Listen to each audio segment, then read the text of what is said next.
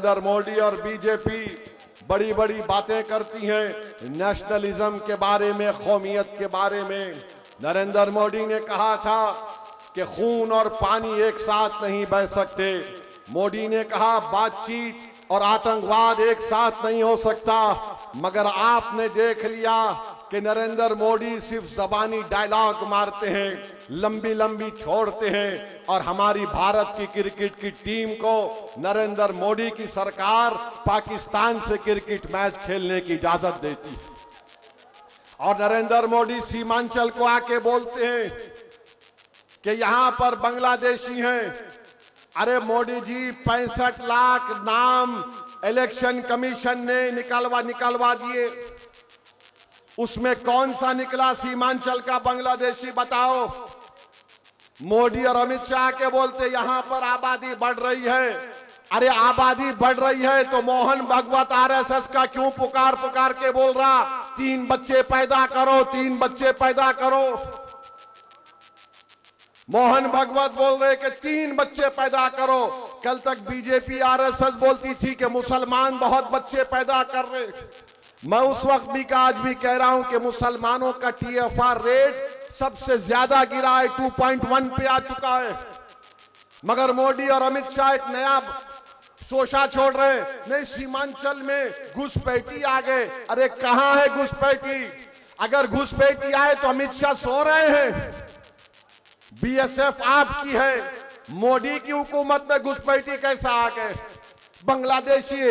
अरे बीजेपी और आरएसएस वालों, ये जो बांग्लादेश का बॉर्डर है, मैं तुमको चलकर दिखाऊंगा।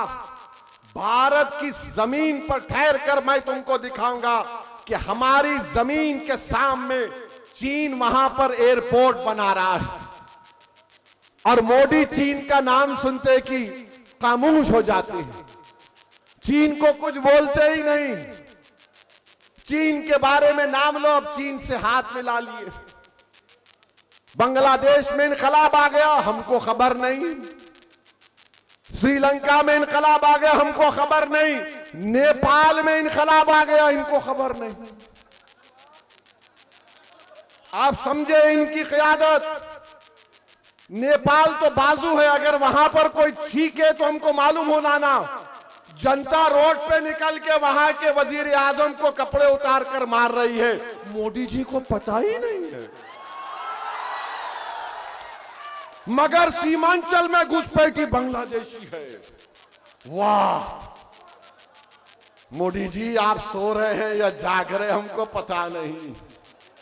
नेपाल की आवाम तो रोड पे निकलकर नेपाल के नौजवानों ने अपनी हुकूमत का तख्ता ही पलट दिया। मगर दिल्ली के बादशाह को खबर ही नहीं है। अब आप बताइए, जिसको पड़ोस में क्या हो रहा नहीं मालूम, जिसको बांग्लादेश में चीन हमारी जमीन के सामने एयरपोर्ट बना रहा है नहीं मालूम, वो बांग्लादेश जो कभी भारत का बहुत करीब था, आज पाकिस्तान से उसके रिश्ते मजबूत हो गए। बोलो क्या हो रहा है बीजेपी वालों? बोलो, तुम यहां पर सीमांचल को आकर यहां की जनता को बदनाम करने की बात बीजेपी करती है। अरे गाया में आप फैक्ट्री खोल रहे हैं तो सीमांचल में क्यों नहीं खोलते मोदी जी? तो बोले ना, मैंने पूर्णिया एयरपोर्ट खोला। अच्छा, एयरपोर्ट में भी फ्लाइट अहमदाबाद जा रही है, हैदराबाद नहीं जा रही है। यहां पर हाई कोर्ट का बेंच क्यों नहीं खोला जाता? जब झारखंड नहीं बना था तो यहां पर बेंच था। यहां पर लोग बीमार होते हैं, एम्स नहीं खोला जाता। जलालाबाद से किशनगंज तक रेलवे ट्रैक की जरूरत है, नहीं खोला जाता। और वो कोचा दामन का जमीर फरोज जो भाग गया, उसमें स्टेशन नहीं खुलता। मगर मोदी जी आके बोलेंगे, भाइयों बहनों, सीमांचल में घुसपैठी आ रहे हैं। आप क्या सो रहे थे? आप प्रधानमंत्री हैं, बॉर्डर सिक्योरिटी फोर्स है, कैसे आते बांग्लादेश से लोग? मगर बदनाम करना सीमांचल को। मोदी जी, सीमांचल की जनता आपको भी जवाब देगी इंशाअल्लाह इलेक्शन में। आपको भी जवाब देगी ये सीमांचल की तौहीन है। अब आप देखिए, बोलते हैं कि जीएसटी हमने कम कर दिया। अरे गरीब के पास पैसा नहीं है खर्चा करने को। सीमांचल के किसान को फसल की कीमत नहीं मिलती। अनानास की कीमत हो, केले की कीमत हो, चावल की कीमत हो, मकाई की कीमत हो, मगर मोदी जी बोल रहे दिल्ली के बादशाह, मैं भाइयों बहनों जीएसटी कम कर दिया। अरे गरीब के पास पैसा नहीं है। इतनी गरीबी भारत में बढ़ चुकी है। मेरे अजीज दोस्तों और बुजुर्गों, हम आपसे अपील कर रहे हैं कि मजलिस को मजबूत करिए और मजलिस के हक में पहले से ज्यादा अपने वोट का इस्तेमाल करिए।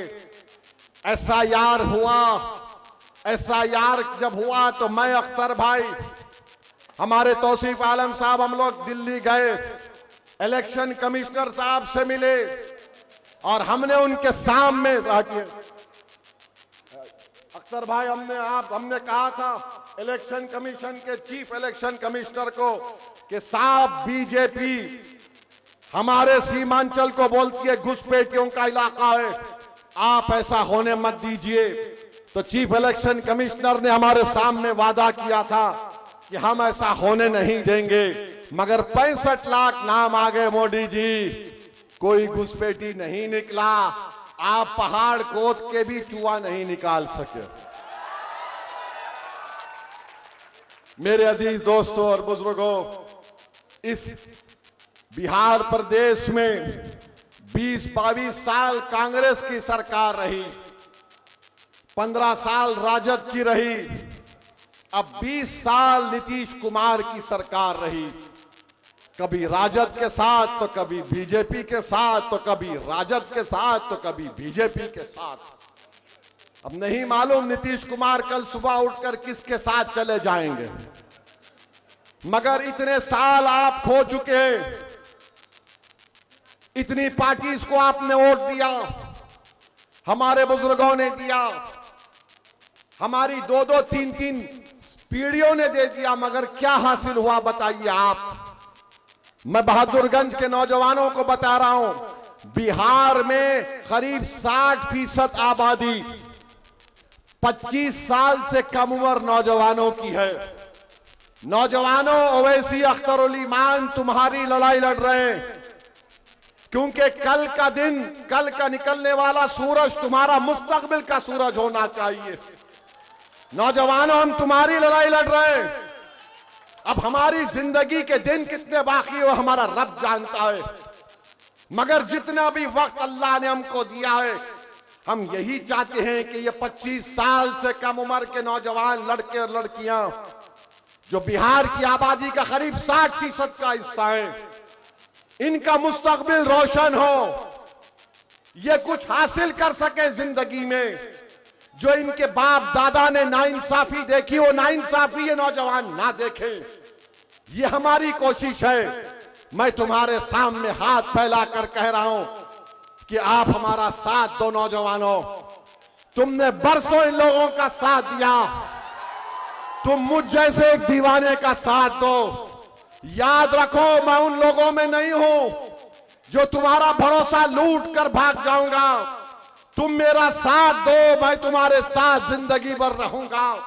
मैं तुमसे वादा किया और फिर कर रहा हूं, मैं जब तक जिंदा रहूंगा तुम्हारी जबान में तुम्हारी लड़ाई को अपनी लड़ाई समझता था और लड़ता रहूंगा। मैं इस दुनिया से भी जाऊंगा, अगर इस मुल्क में गया तो तुम कभी आना और अपने कंधे पर मेरा जनाजा उठाकर कब्रिस्तान को लेकर जाना, मगर मैं तुम्हारा साथ छोड़ने को तैयार नहीं हूं। हमारी लड़ाई सीमांचल की, ये हमारी लड़ाई है, ये तुम्हारी लड़ाई भी है, इसमें हमारी जिद भी शामिल है।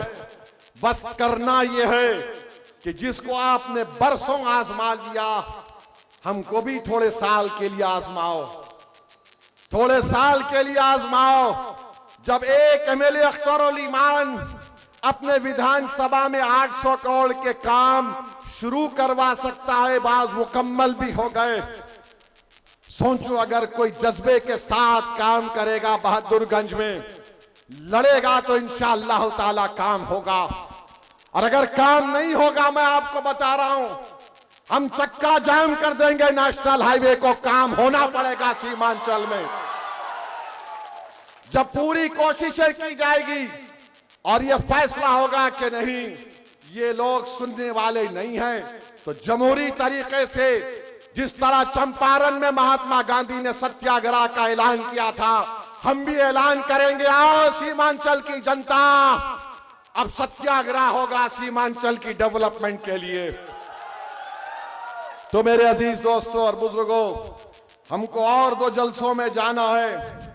अगर आप मंजलिस का साथ दे रहे हैं इस आने वाले विधानसभा के चुनाव में, अगर आप सीमांचल की नाइंसाफी की लड़ाई में हमारा साथ दे रहे हैं, अगर आप उन लोगों को वोट नहीं देंगे जिन्होंने हमारे बाप दादा के मुस्तकबिल को बर्बाद कर दिया, तो मैं आपसे अपील करूंगा, अपना जेब से सेल फोन निकालिए, लाइट जलाइए, ताकि पटना में भाजपा, राजद, नीतीश कुमार को उनकी दिमाग की बत्ती खुल जाए। आज यहां से बहादुरगंज से पैगाम देंगे, खोलो अपना सेल फोन, लाइट जलाओ, ताकि गद्दारों को भी मालूम हो जाए कि तुम्हारी बत्ती गुल होने वाली है।